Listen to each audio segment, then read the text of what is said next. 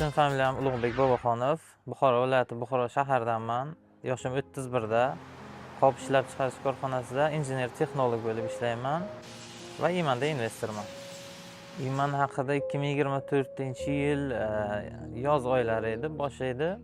Instagramda va YouTube'da Husan aka bilan Umid akaning intervyusini ko'rib, shunga qiziqib boshlaganman. Boshida 6-7 oy kuzatganman to'g'risi. Yaxshilab ishonchim komil bo'lgandan keyin o'tgan yil noyabr oyidan beri birinchi investitsiyamni kiritganman.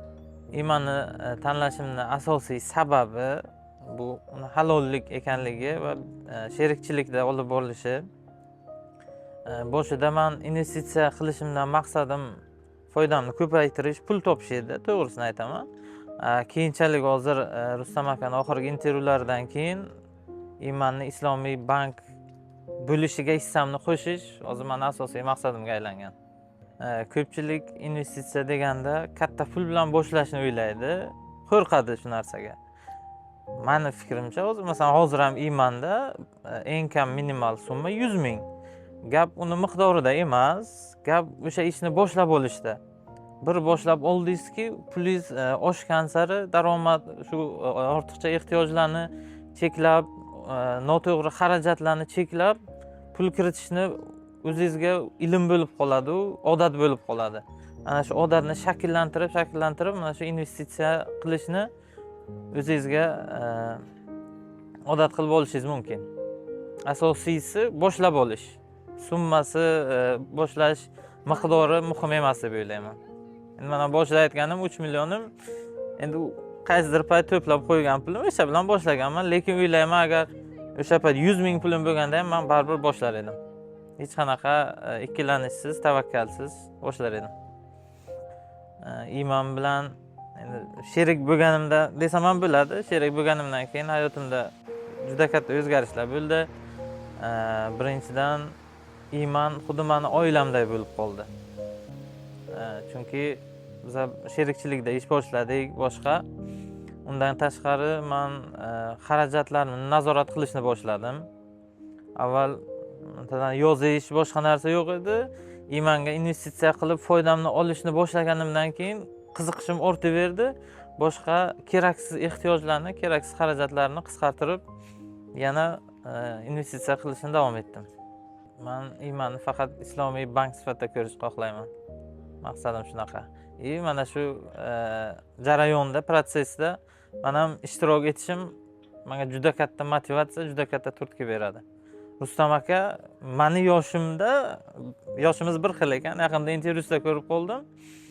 Shunaqa darajada harakat, shunaqa katta kompaniyani boshqarishi men uchun juda bir hayratlanarli bo'ldi-da.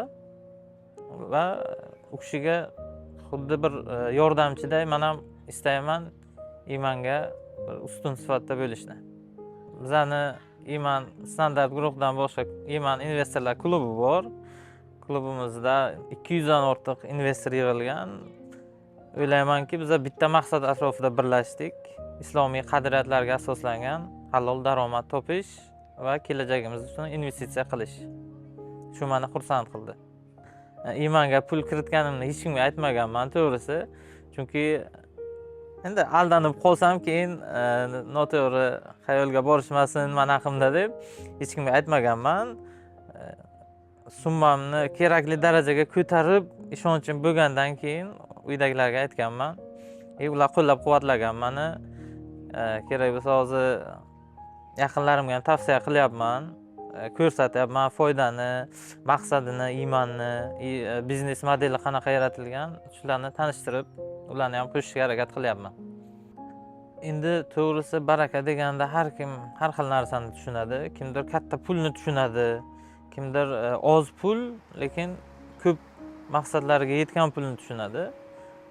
Men baraka topdim deb o'ylayman. Gap pulning miqdorida emas. Alloh o'shani barakali qilib berdimi? O'shani tushunaman. Bo'ldi, menga miqdori muhim emas.